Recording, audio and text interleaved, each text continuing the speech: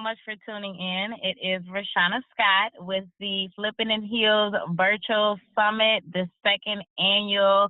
I'm so excited. This summit has been amazing.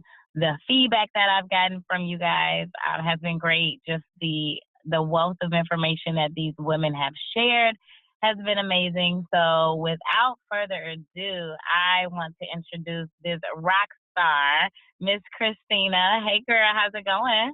Hey girl, good. Everything's good. It's been an interesting week, but I'm excited to dive in with you. Yes.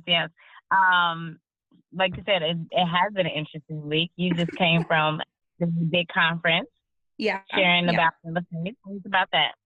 Yeah, so I was one of the female speakers. There was only two of us. I was one of the female speakers at Max Maxwell's Wholesaling Elite Live over the last weekend. And it was amazing.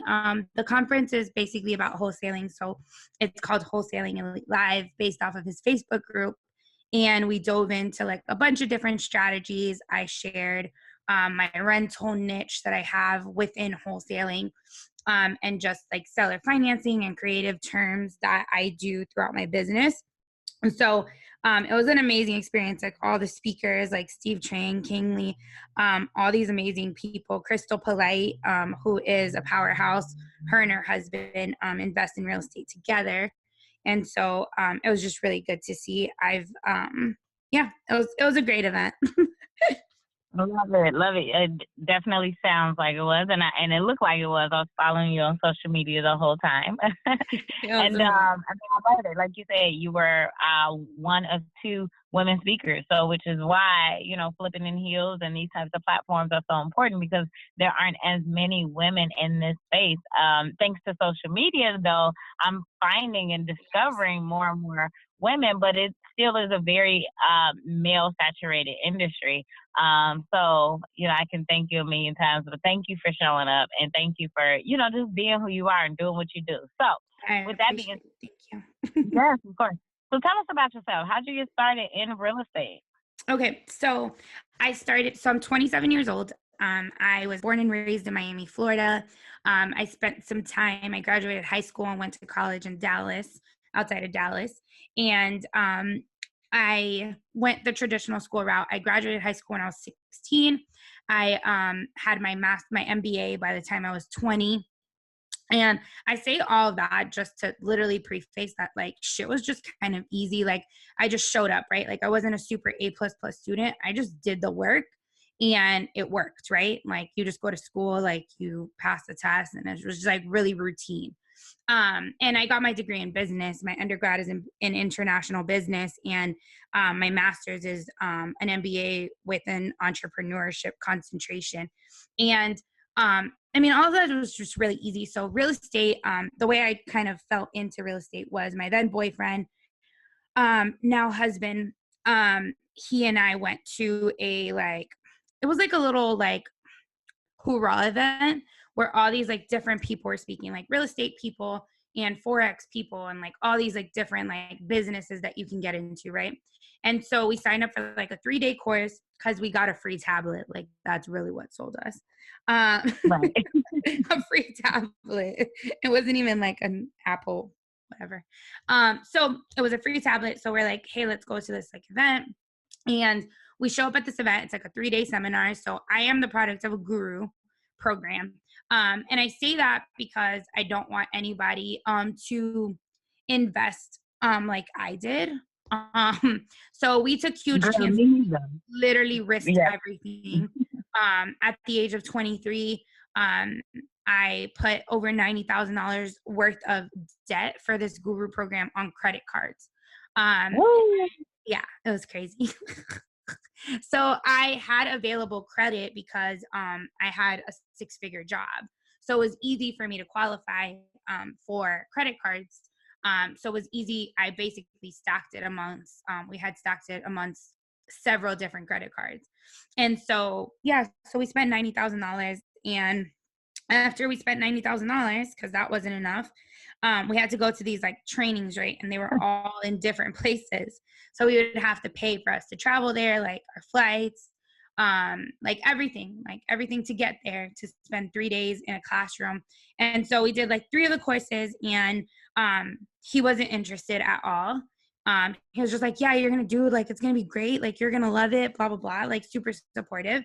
But he wasn't interested, right? So after the 3rd class, like after I had talked to people in the space, I realized that no one was really doing deals. So I dropped out of guru school, even though I had spent $90,000.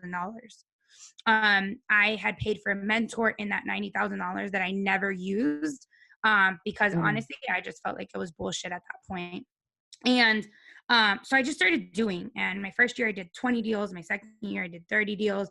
Then we went up to 120, and then now we're like, it's just crazy. So my goal this year is 300 deals. And I don't take that task lightly, but it's obviously something that I can't do alone. I have a great team of 2 guys that have literally supported me over the last year to build my business to where it is now. So yeah, that's basically the backstory. I just literally risked everything, and then I just showed the fuck up. And you jumped all in, and you left your 6-figure job. Yep, I did.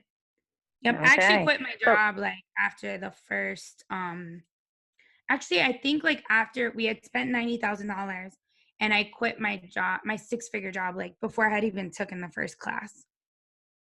It was crazy. And what was your job in? What industry were you in? Insurance. So when I first started insurance, I used to like cold call, right? That was like my first job in insurance. Was like cold calling for leads. And I hated it, but like now I'm like, bruh, the stars aligned perfectly. Like I was literally meant to be a real estate investor. I love it. Okay, cool. Yes, I was just selling insurance, honestly. Like, and at that point I was a reserve field manager. So I was managing a territory of farmers, insurance agents. Got it. Okay. So let's back up, right? So your guru program, and then fast forward now, your goal is to do 300 wholesale deals this year. But let's start from the very beginning. The first 1, 5, 10. Your first year you did 20, but what was that momentum like building up to that? What were the mistakes? What were the lessons that you learned? What were the pitfalls? So I'm going to be honest, and I say this on a national platform. I say it every chance that I can get. And a big part of it was showing up, right? Like I was going to these networking events. I was literally a sponge, and I was just taking in as much information. Like I never asked anyone if I could pick their brain. I would just show up to stuff like this, right? Like we're on this platform right now that is literally free for people to dive in, like get this content. And that is the spaces that I would show up in. I would go to my RIA meetings, be in all these spaces, right? But it didn't stop there for me. Like that was just the momentum piece of it. And then what happens to most people is they stop right there. They're like, oh, I showed up. Like there's so much action that goes behind that, right? And so for me, it was showing up, but then also doing the work. And honestly, my first deal, like everyone always asks me about my first deal. And honestly, at this point, I don't even remember what it was like. But I can remember some of the first few deals because they came from door knocking. Like before driving for dollars was like the real thing. Like I literally would drive and I would knock on people's doors. Like I literally got so fearless because I didn't have a choice. Like I had put such a big monkey on my back that like failure was not an option at this point. Like if I failed, I had to file bankruptcy, and I wasn't going to do that. Like that would just ruin the fact that I needed to be a real estate investor, even though now I realize like you can file bankruptcy and still be super duper successful real estate investor. Right. Like at that point in my life, like I went to school, right? So like bankruptcy seemed like the worst possible thing ever. And like that's just the reality. So the first few deals, honestly, and like what I tell people now, people always ask me like, what would you do if you were starting today? What would you do? And I always say, get in your fucking car. Like get in your car, drive around a neighborhood, download Deal Machine, which is an app. It's like $40 on your phone that literally allows you to take a picture of the house and mail them a postcard directly through the app and skip trace them. Like literally call them. And a lot of people are like, you know, I'm scared of cold calling. I'm scared of doing these things. And I'm not a scary person, but I always say, like, to people when they say that, I'm like, but did you die? Like, did you Mhm. die? Like, did showing up cause you to die? No, it didn't. Like, you're just gonna build that muscle. Like, if you know that there's $10,000 on the other side of the phone, you'd be stupid not to fucking pick it up. Right. Like, it's $10,000. Right.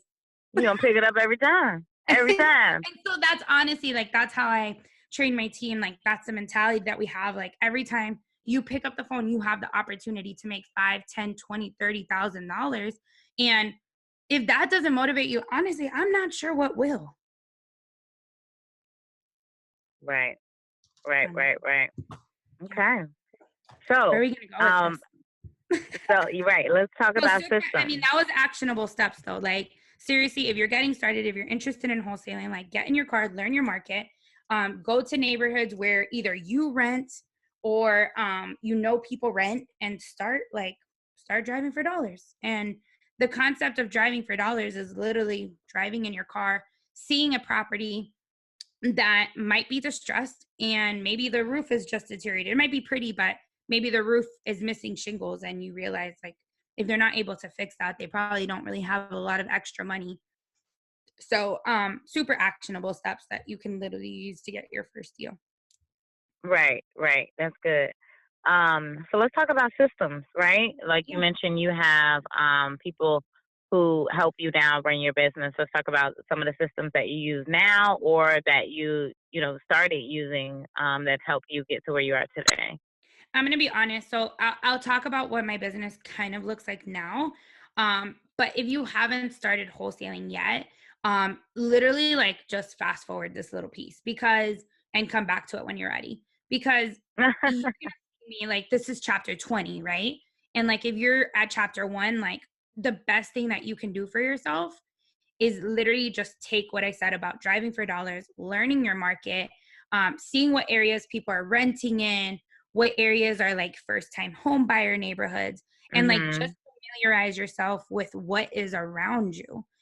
We become, Right, especially right. if you're working, like, you just get in so much routine, right? Like, you just drive to the grocery store and you don't stop anywhere in between. Like, you're just driving there. When you become a real Mhm. estate investor, you literally stop and, like, look at Every every building house. is an opportunity, literally.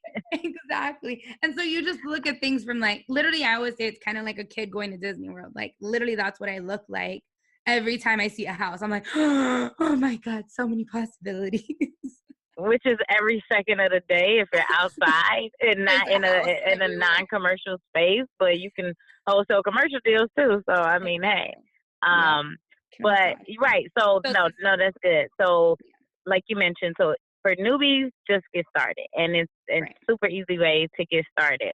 But for even those who have gotten Yeah. started, or they may be stuck, or maybe they're ready to go to that next level. Right. Let's talk about that. So here's the thing, right? And I always tell people this because it always, like, blows people's mind, because when they getting started, they start thinking about like a CRM and all these fancy systems, right? And if you haven't done enough deals, it's hard for you to, like, reverse engineer, even know what you need. And every investor for their business needs different things. When I did 120 deals, I literally had zero systems. I had no CRM. I ran my entire business off of an Excel spreadsheet when I did 120 fucking deals. So the thing about systems, they're great and they serve a purpose and they're efficient, but keep don't let that keep you from making really big money, and don't let that stop you. So right now, I use a Podio build out. Honestly, like, I have customized my Podio, and Podio is a free service. Honestly, it's literally free. You can pay for plugins like Beast Mode or Investor Fuse that already has integrations in it. After a lot of trying, I just realized that no system was going to be good enough for me. And so I just built out my own. But if you're just getting started, like, one of these built out Podio systems are really good integrations, and they're about $200 a month. So a CRM is good for sure to keep track of leads, especially if you know that that's like a downfall for yourself. You can put follow-ups and make sure that you're on track for everything. For voicemail drops, as a disclaimer, my friend is Max Maxwell. He owns a couple of the companies that I use in my business, and I don't use it because he's the owner. I just use it because it's the best thing I've found. So I use, for my voicemail drop system, I use REI Rail. So if anyone plans on doing any voicemail drops, I just like the integration piece of it. Whenever they call back, I actually know who's calling. And that's super valuable information because I can make them feel like that's the only house that I ever called on that day. Instead of being like, hey, what's your house? Yeah. No, right. No. So tell us about, let's dive a little deeper. So voicemail drop. So we've, so obviously we're talking about systems, but now you've transitioned a little bit. So marketing. Yeah. Right. Yeah. Yeah. So marketing. So tell us, so this voicemail drop. Yeah. Okay. So whenever you drive for dollars or whenever you have lists, right? And you can get these lists from different places. Like you can buy lists of vacant houses. You can buy lists of absentee owners and things like that. And you can get these lists from, there's a list provider called listsource.com.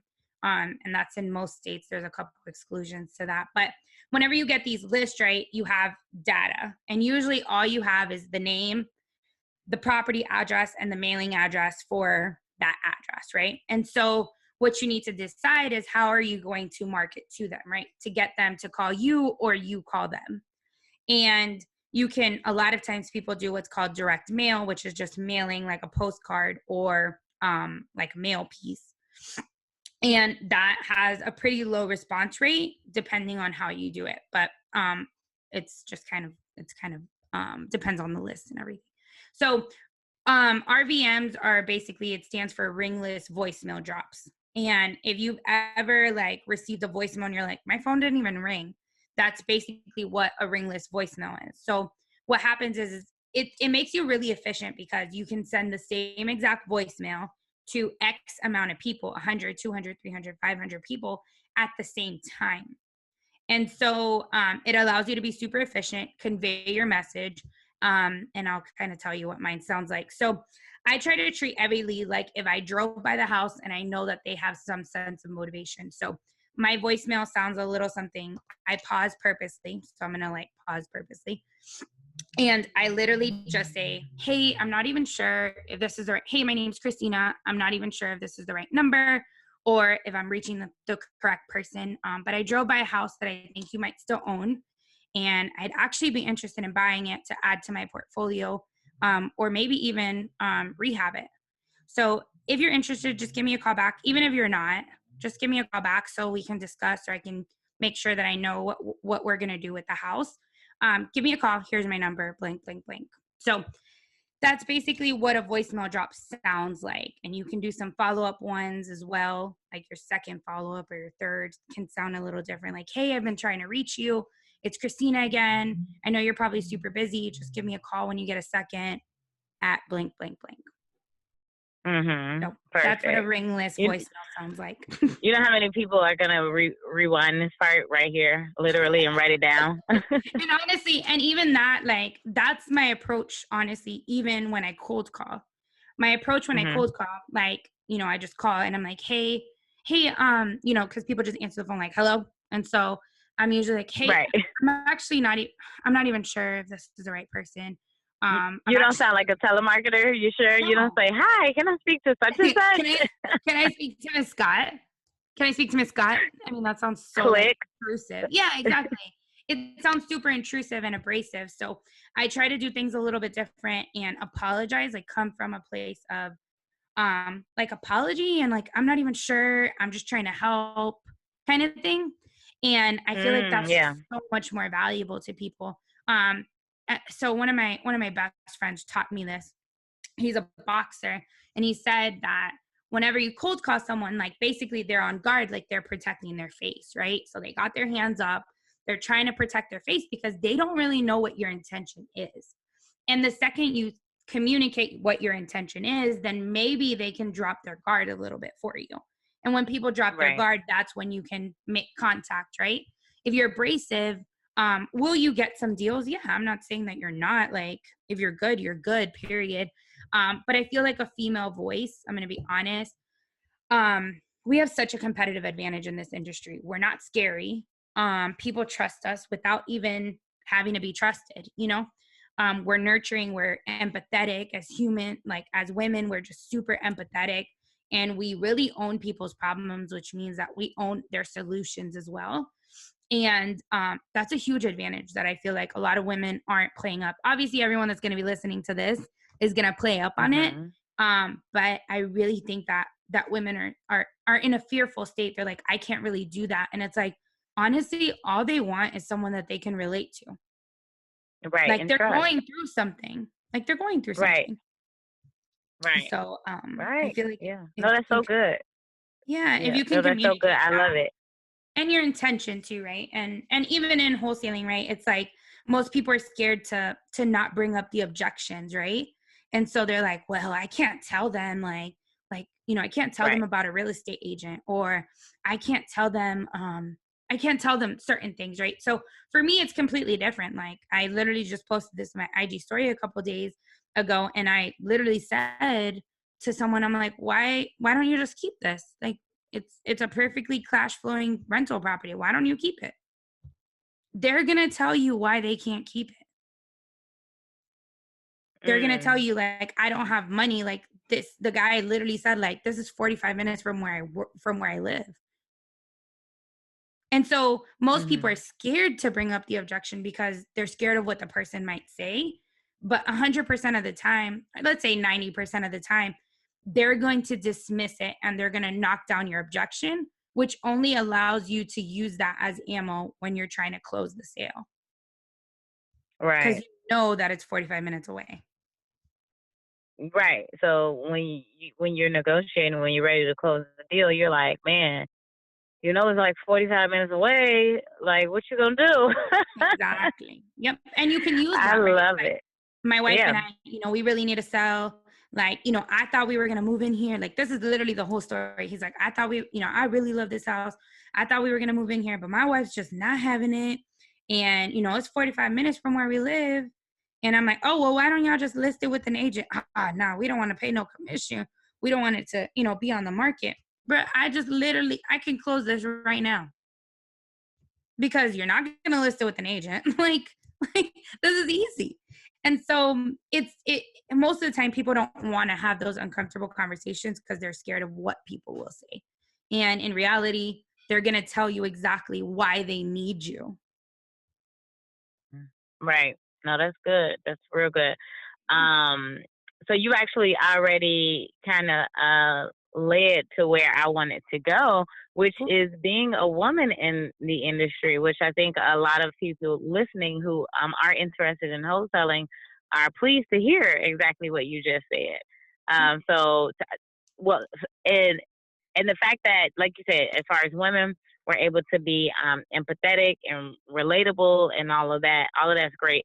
Are there any challenges that you face or that you struggle with being a woman in wholesaling? Yeah, and a lot of it when people ask me this question, it's more about safety, right? Like how do I run these appointments by myself? Like how do people not take advantage of me? They're going to think I'm stupid. They're going to think that I don't know anything.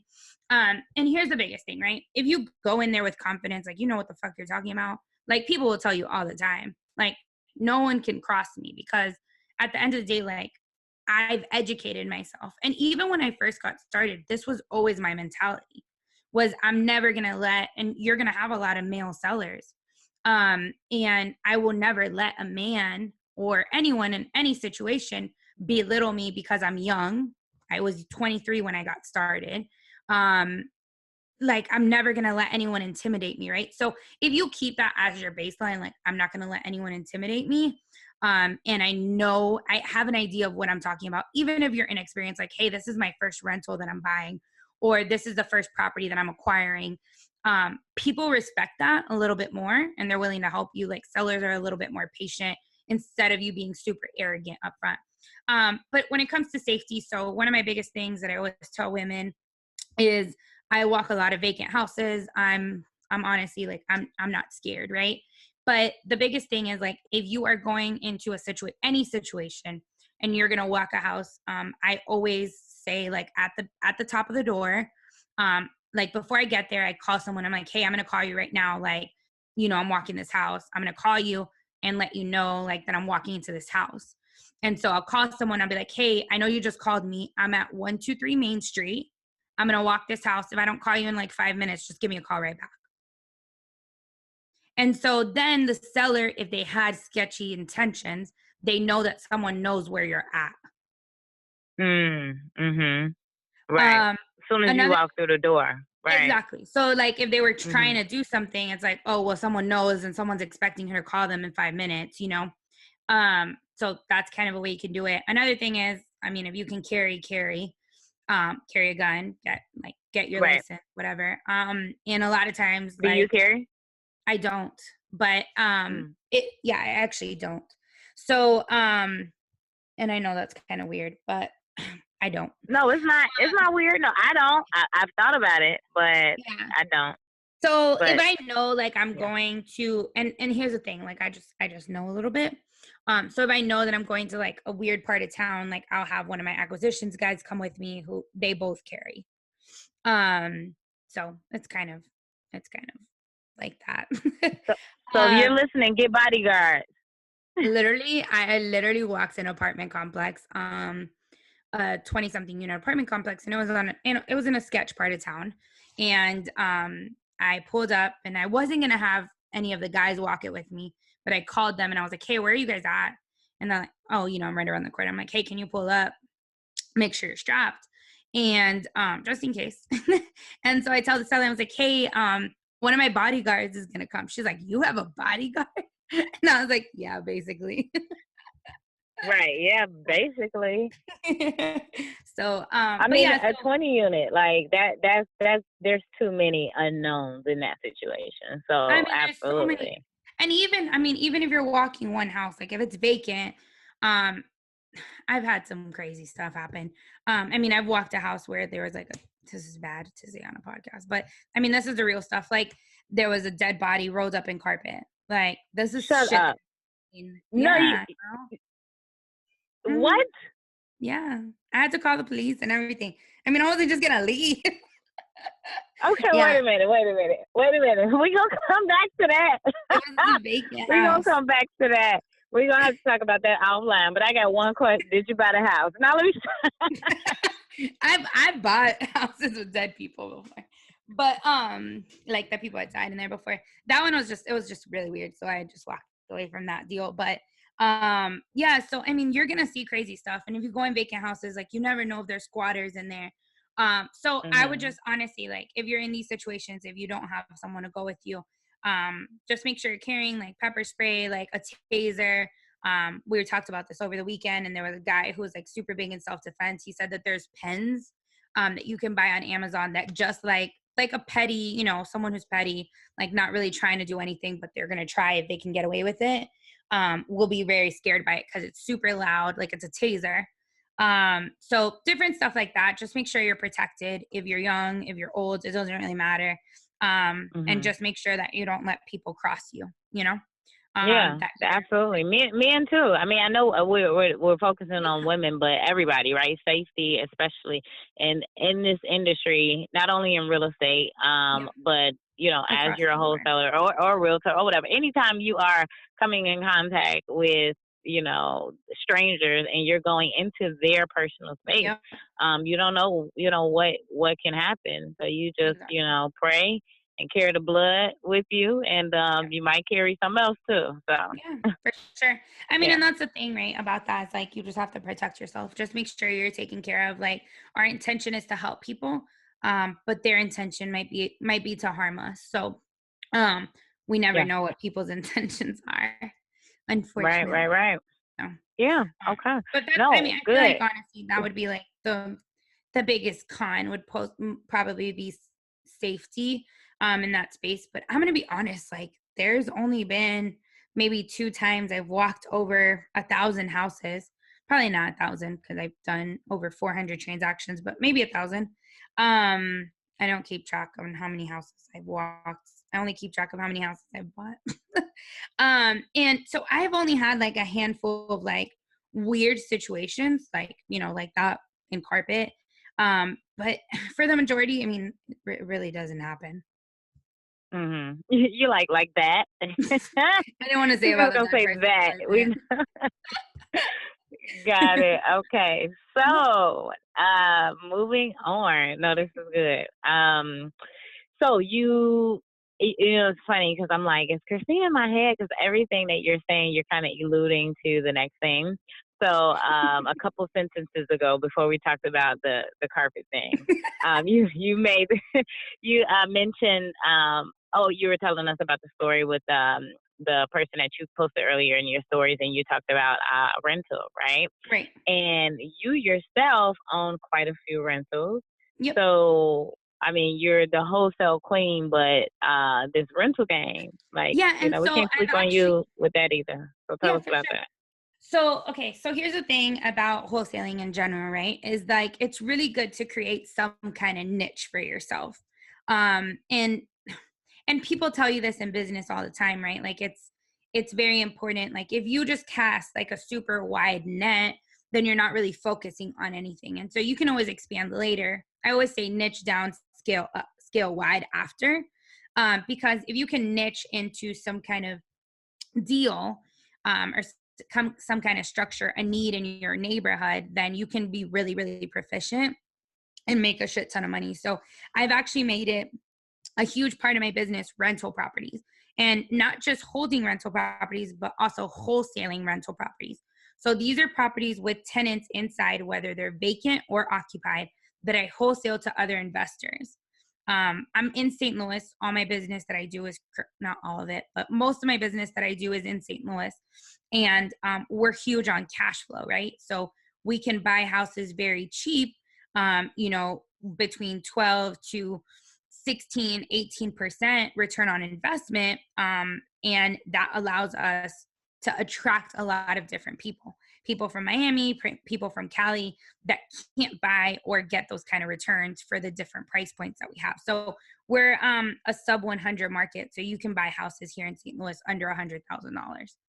And anyway, so basically I've made it my mission to kind of niche in that. And so a lot of my wholesale deals are actually rental properties, whether they're occupied with tenants in place or vacant. But because of that, I saw the value of holding rental properties. So a couple of things that I do is I have equity partnership. I have equity partnership in about 120 doors, and that allows me. It's stuff that I've wholesaled over the years that I have some kind of equity partnership, our own portfolio. I just took 2 properties on subject to, which is a creative financing term, where I take over the mortgage. So I just added 2 of those to my portfolio today. I just finalized the paperwork, where one of the rentals is $950 a month is what they're paying. And the mortgage payment with insurance, taxes, principal, and interest is only $340 a month. So Nice. yeah, so huge opportunity to cash flow, even with expenses taken out. It's going to be about $275, $300 a door in that space. Mm-hmm. So yeah, so Nice. I've positioned myself to acquire rentals to have a little bit more of like a passive cushion, but I will never stop wholesaling. Like wholesaling is my ATM. Like if I need $10,000, I just go wholesale a house. If I need anything, I just go wholesale. That's like my job. Like I love it so much. I love it. Love it. Love it. So now you mentioned you have some equity partners. What made you go that route and bringing on partners in the business for your rental portfolio? So I own several properties free and clear. So I don't even know what number I'm at. Like if someone comes to me and they're like, hey, like I want this house and I don't have it like to wholesale to them, I will literally just sell it out of my portfolio. Because everything's for sale for the right price. Right. Honestly, Gotcha. I would have to look it up to see how many we have right now, or I have right now. And so it it kind of happened it kind of happened naturally, to be honest. I was wholesaling to a couple people out of the country, and that was kind of one of my negotiating terms was like, I will find the deals, I'll make sure they get rehabbed, but even though I'm getting an acquisition fee up front, it's incredibly important for me to also have partnership in these deals, even though you guys are putting up all the money and I'm like triple dipping in this deal. It's very important that I have some kind of partnership in the deal. So, like, and on that apartment complex, we didn't buy it, but I was going to have 40% ownership in that building. And I just basically made the connection. Like, I brought in the money, but I found the deal. And so I was going to have 40%. So that's kind of how I structure. I mean, and this is some higher level stuff, I'm going to be honest. Mm-hmm. And it's something like people always say like, oh, I wish that, I can't wait to attract those kind of people. And the reality is that you don't necessarily attract those people. I mean, you do attract them, but the equity partners that I have and the people that I wholesale to a lot, I do a lot of business with people in Israel, and it started just with one person. It started with one person that, honestly, I didn't really even know his background. Like, I had no idea that he had already made a syndication. And a syndication is when you pool funds together and then you buy with a pool of money, rentals. And so I had no idea. I mean, and to be honest, he'll tell you, like, I was testing her. Like, he would be like, hey, can you go run? Like, we had just met. It was like probably like a month into us meeting, and he was having problems with the property manager. And he's like, hey, I'm not sure if you're busy. Like, can you swing by this house and see if they did what they said they were going to do? And I did it, and it wasn't my normal business practice, but I did it. And I actually got that property ready and occupied for him for free. And because of that, it afforded me so many other opportunities. At this point, like, I'm going to Israel next month and I can pay for my own ticket, but he bought my ticket. And it's just more of like a family. Like, I'm really, really big on like family. Like, my employees that I have in my business are family to me. Like, they're not my employees. Like, I never call them my employees. They're more like my partners. Yeah, they're not legal partners in my business, but they do a lot of fucking work for me. Right. And you treat them like partners. Oh, so that's yeah. what matters too. Yep. Hell yeah. Yeah. Like, good. today, today was funny. I had texted one of my guys and I'm like, hey, I'm going to go buy a computer. Like, I'm going to buy a MacBook today. And he was like, oh yeah, you are? Like, what kind are you going to buy? Blah, blah, blah, all this stuff. And I was like, I don't really know. Like, I think I want a little one, whatever. And he was like literally probing me. And I didn't even notice. I was just telling him about the fucking computer, and he went and bought it for me. And I'm like, you don't have to buy me a computer. But it's like, he's like, I wouldn't have made, he's like on track. I mean, this is just through the half of the month. He's going to make like $30,000 this month. And he's like, you don't have to do any of the stuff you do for me. And I'm like, you're right. I'm like, I'll take my computer. Thank you. Right? Thank you. So your team, your guys, you just met them out in the field, or you knew them before you started doing this? No. It's funny because a lot of people, especially like with the event, because I talk about my guys so much, they always ask like, how do you attract, like, how do you hire these people, and how do you attract them? Because I really feel like that's what it is. You attract people that you're ready to serve, and you attract people that need you and you need them. It's a mutually beneficial wanting relationship. And so Chauncey is my acquisitions manager, and I met him I was volunteering doing nonprofit work for a nonprofit that does youth development in some form of real estate. Like, they kind of rehab houses, but it's like one project, and they didn't have contractors. So I kind of like stepped into that place, and he was on the other side. And so when I met him, I was like, hey, you just graduated with your master's. Like, obviously it was a private university here in St. Louis. I'm like, obviously you got debt. You probably broke. I was like, when you're ready to make some real money, holla at me. And he did. So that's how I met Chauncey. Sean, I met through like my title company had told him about me, and told him about me. Yeah, told him about me. And she asked me if she could share my number, and I told her that it was fine that she could share my number. And he came to a couple RIA meetings that I was speaking at, and we just kind of vibed. And I saw him trying. I saw him hustling. Like, he had gotten a property under contract. And I actually offered to mentor him for free at first. And it just kind of naturally evolved that he is part of my business now. And then the other guy that I've done a lot of business named Lafayette.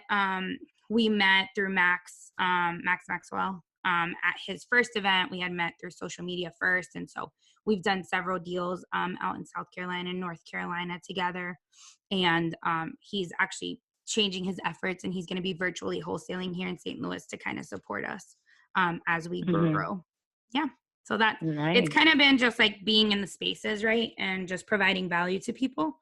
And I feel like, I mean, I'm really big on like attracting people, right? Like you attract who you are. And so if you're around shady people, like you're just you're going to keep getting shady people. And so you need to know, like, you just need to be conscious. Like I had a business partner, and we kind of separated in October of last year. And a big part of that was just, we were just wearing a line. Like, it doesn't mean that he's a bad person or I'm right, he's wrong. Like, we're equally right in our own way. We're just not good for each other in business, you know? And I still support him. Like, I'll buy properties from him. Like, it's not bad, or it's not, you know, it's not negative or anything like that. But you attract who you want to work with. And every time that there's been a void or a space in my business that I needed help with, like, I instantly attracted that person. You know, I found them. Wow. Yeah. Wow, that's good. And yeah, no, that's good. So I want to touch on really quick. So, you know, these 120 rentals, do you property manage? Do you have a company that does that? Yep. So I actually outsource my property management. However, I'm actually bringing all my property management in-house. So my project manager, Sean. I know that's right. Yeah. So yeah, we're bringing it back. Like, we've had a lot of issues with our property management. And the second that I caught them in a couple lies and like going over budget on rehabs and stuff like that, I had to draw the line. And so when I drew the line, that, you know, property managers make their money through rehab money, because, you know, the percentage that they make on a monthly basis isn't too much to support, basically. So they make their money on the markups that they do through construction, you know, 20% or whatever.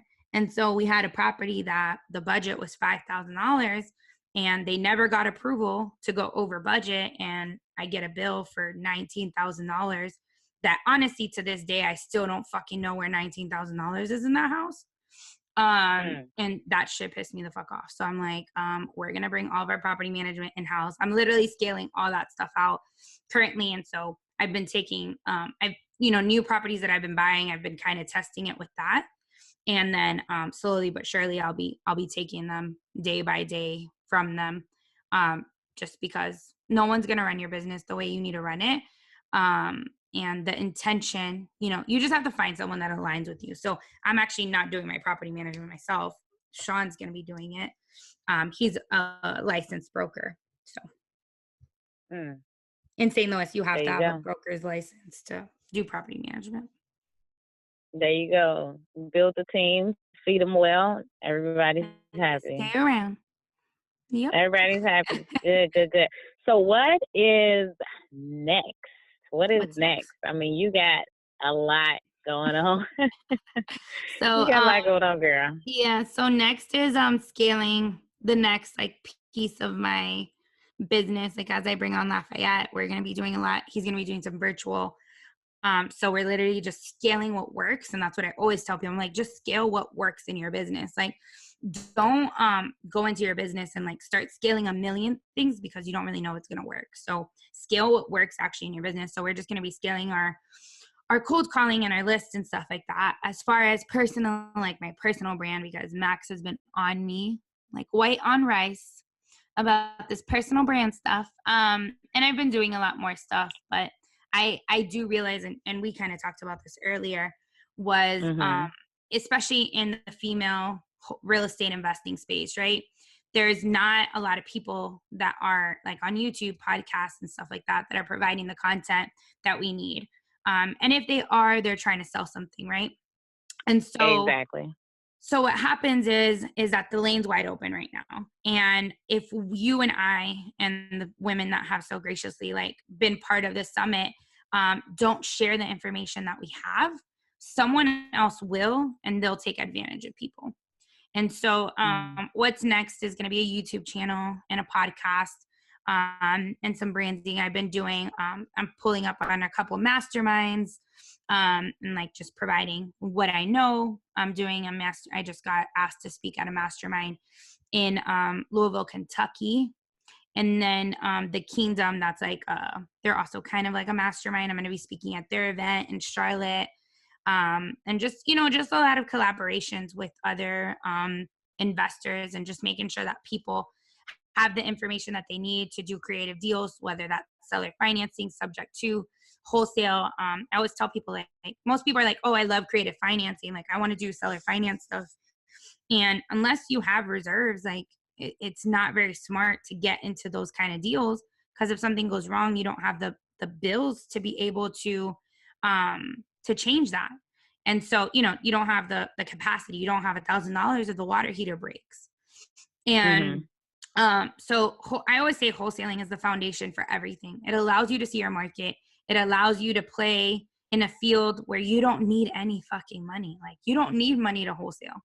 You don't need anything to wholesale but drive and gut and hustle. Like the ability to show up for yourself and show up for sellers who are going through something, whether that's a death in the family, an inheritance, expensive rehab bills that they can't afford, delinquent taxes.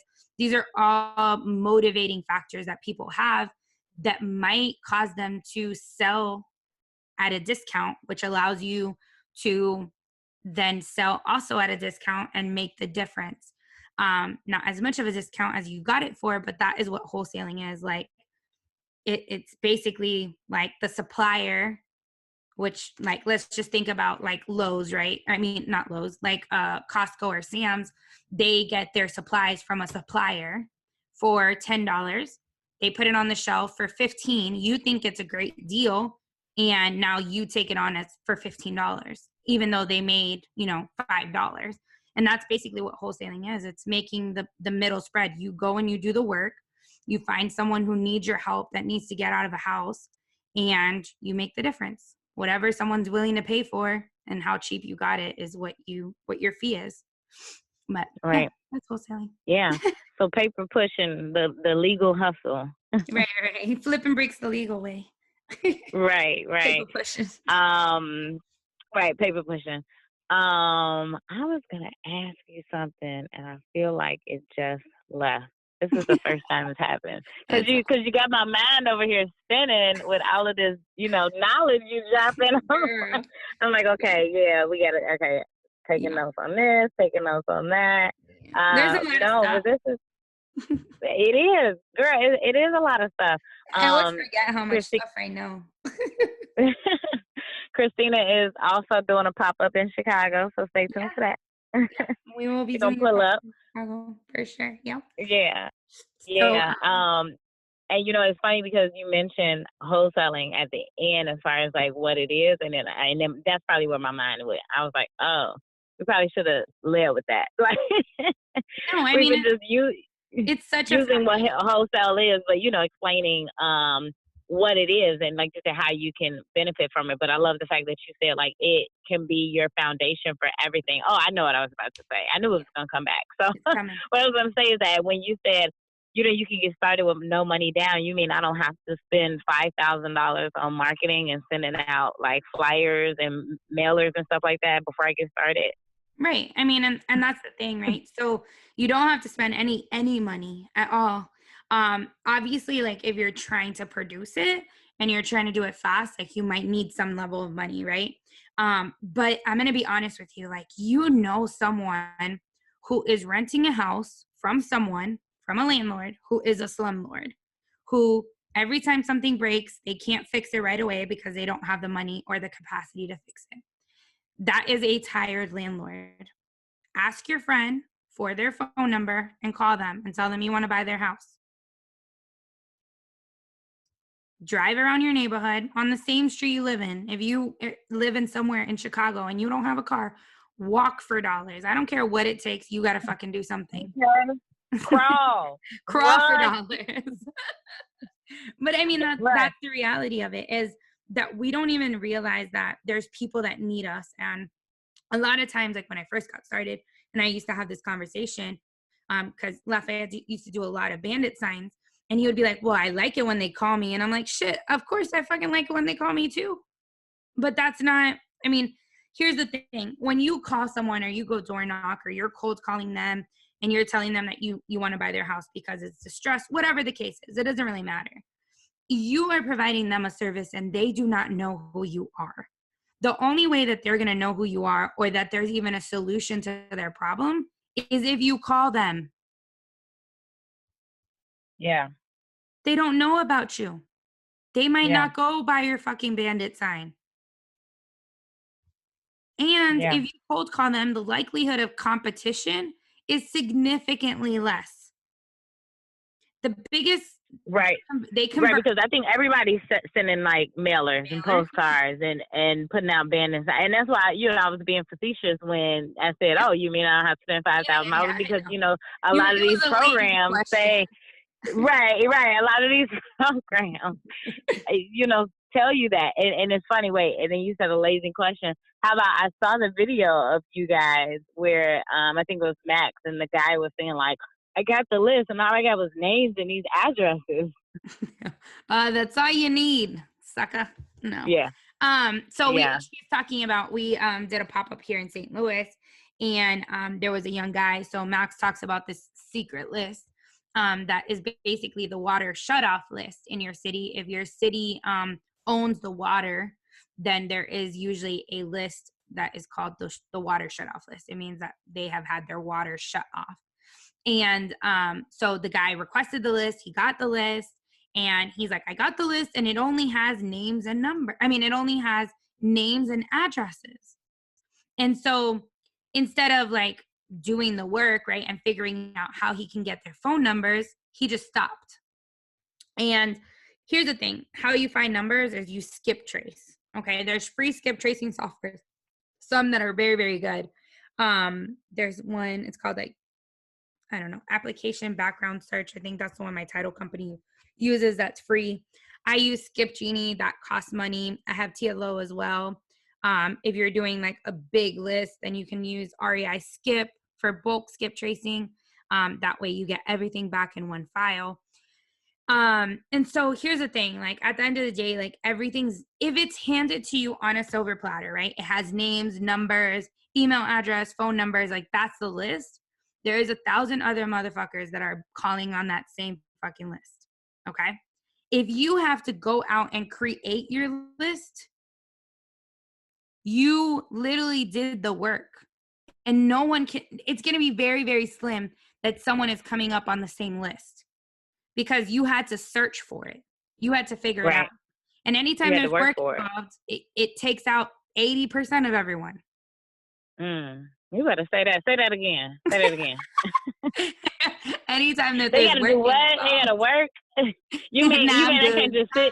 I can't just sit at home and wait for all these deals and these sellers to follow my lap. Literally, somebody inboxed me today. I get so many messages, and I love the messages. Y'all keep them coming. Just first of all, make sure you greet me. Make sure you say hi, right? Because I don't want nobody to be like, I don't know. She says, I don't want to inbox her. No, definitely. No, that's not what we said. No, but somebody inboxed me is like, I just got started. How do I find deals? I was like, listen really? to this episode, ma'am. I hope you're enrolled for the virtual summit, because I just gave you 100% of the game. Matter of fact, tomorrow I'm gonna just drop the link in her. Yeah, but but yeah. I mean, that's the thing, right? It's like, even if you're just getting started, like there's so many things. If you're broke and you have no money and that's why you're listening, right? You're trying to change your life. Like there's things that you can do, like call your friends, call your parents, like call your parents' friends. Like there's people dying that need your help. There's people that don't have the money, don't have the capacity, that need you. And now that you know this information, I'm going to be honest, you're fucking selfish if you do not share this with everyone. I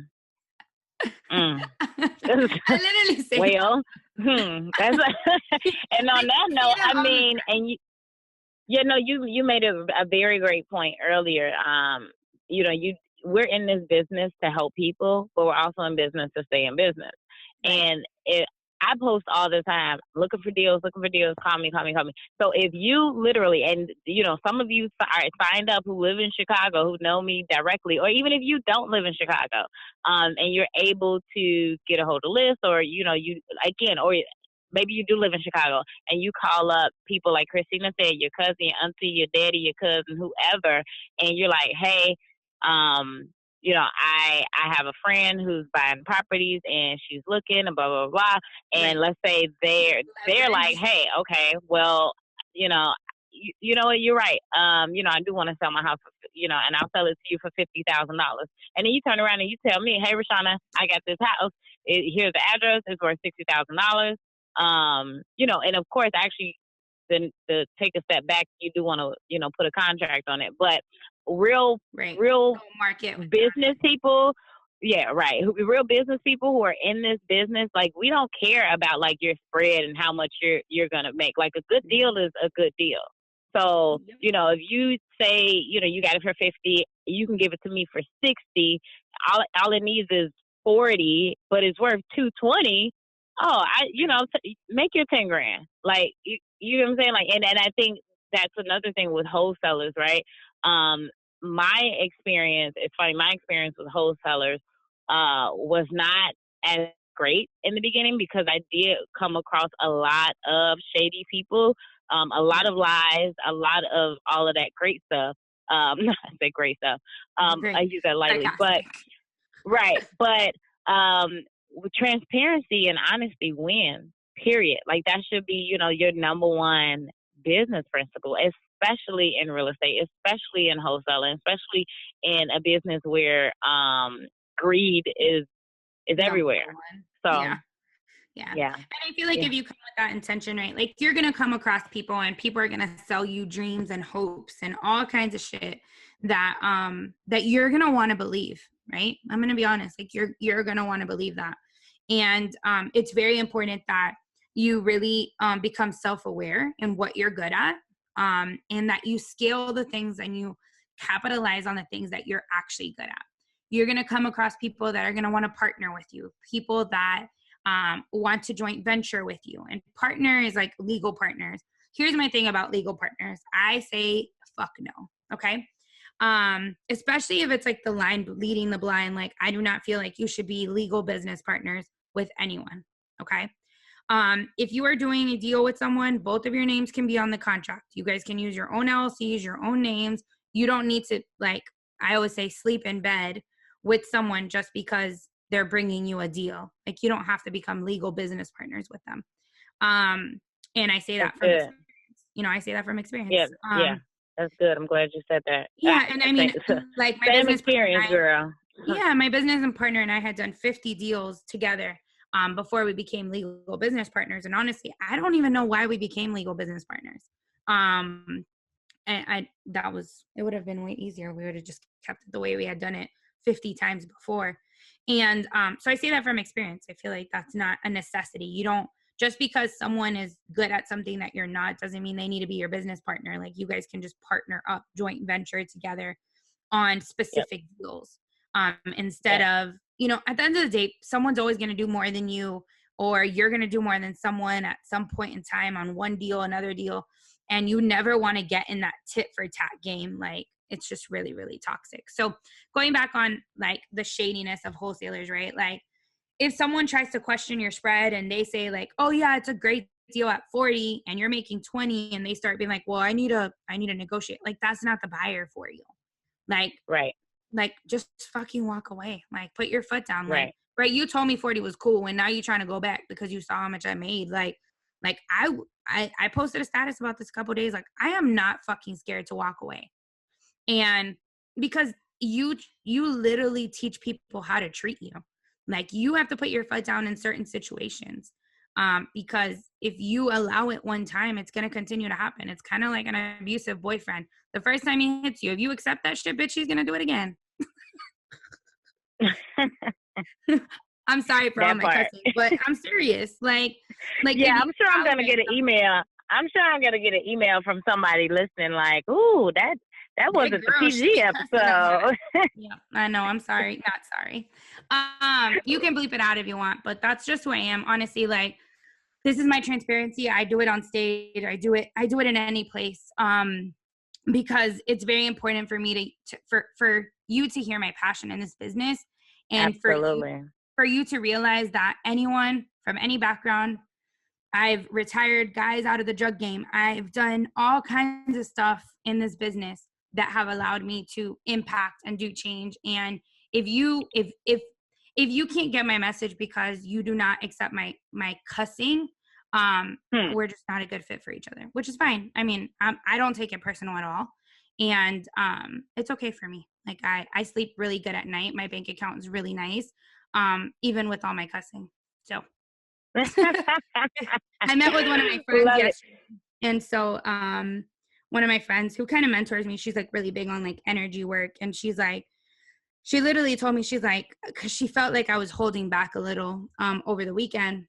And she's like, she's Mormon, super religious. And she literally told me, she's like, you need to figure out, are you cussing or not? Because if you are, you need to go full throttle. That needs to be who you are. If you're not cussing, then just stop cussing. But if it's limiting you from who you are and it's not allowing you to convey the message that you want to convey, then you need to cuss. Like, you're stopping yourself. And people need the message from you. And if they can't receive the message because you're cussing and that's not their style, that's fine. There's 1,000 other people on social media, on virtual summits that might be a better fit for you. And that's fine. I really don't take it personal. Yeah. Girl, and that can apply to so much. Yeah. And you can learn from all different kinds of people. Like, you know, like yesterday, I also had lunch with an older lady who's like super duper religious, like super religious. And we had lunch and I cussed a couple times, and she was like, I'm like, oh, I'm sorry. Like, I apologize for it after I said it, because it's a different situation, right? And I was like, hey, I'm sorry. She's like, you never have to apologize for being yourself. Well, and that's how I lead my life. And on that note, you know, we're gonna wrap up before somebody start passing the collection plate around, because Kristina just took us to church. Okay.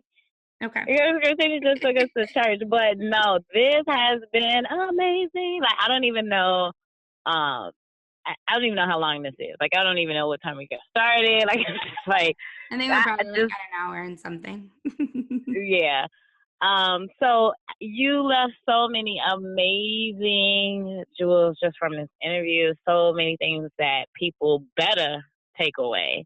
The last question that I asked, you know, all the women are, you know, for the newbies getting started, you know, what would be like the number one thing? But I feel like you gave like 10 things. So I don't know if that's even a proper wrap-up question, unless you have something at the top of your mind that you can think of. I could give you something. So, and I always go back to this, right? So the biggest thing that you can do if you're just getting started in investing, period, and if you want to go the wholesaling route, and even if your end goal is to flip real estate or to hold real estate, wholesaling is a great way to cherry pick those deals, right? So the best thing that I can say is to download Deal Machine on your app store. And there's different coupon codes and stuff if you want like free. There's like 30 postcards free or something like that. I'll give you my friend's code because I don't really have one, but it's called Be Polite, BEPOLITE. And when you download Deal Machine, you can get 30 free postcards mailed out for you. And so what that is basically just driving down a street, and you snap a picture and ping, basically add the property to a list. And you can mail directly through the app. So you can start some direct mail campaigns. You can also find the phone number through free software, as I've already mentioned, and just make contact and reach out to your friend's landlord that doesn't fix anything. Like, there's so many opportunities for you. I'm going to cuss again, but my biggest thing is just to do some shit. Just show up for yourself. And make, you know, if this is something that you want to do, you're going to have to commit to it. Right. Absolutely. Just do it. Nike. Rashana, you're so politically correct. I love it. Just do something. This was such an amazing, right, just do it, whatever. No, this was such an awesome interview. Thank you so much, Kristina. I'm like, just send me my invoice, you know, and I'll split it with everybody who's listening, because, like,